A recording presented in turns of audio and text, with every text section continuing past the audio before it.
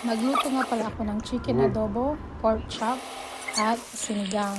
So, ang ginawa ko lang naman, simple lang naman, basic lang yan para sa mga magdadaging magluto. Nabubulol ko.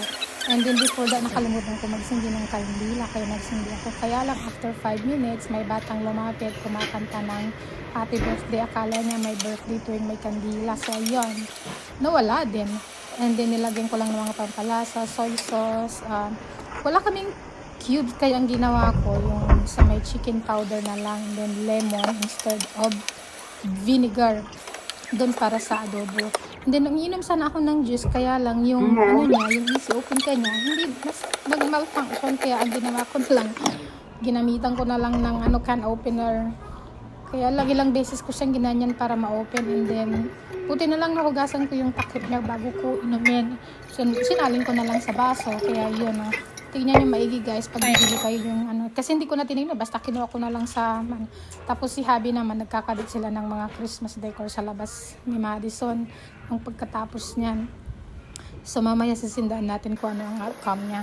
And then yung sinigang naman, pork chop yan kaya lang wala kaming bones, yung may bones, kaya ang ginamit ko lang pork chop. So sinutay ko lang yung onion, kamatis, and then yung mga gulay na ginamit ko dyan is frozen. Kasi mahirap makahanap ng mga ingredients ng sinigang dito. Madalas frozen ang nabibili ko. Kasi hindi ko rin naman mailuluto agad pag fresh. Kaya ang binili ko na lang frozen. Parehas din lang naman ang lasa at vitamins na makukuha mo. So yun, frozen beans, frozen okra, except dun sa talong.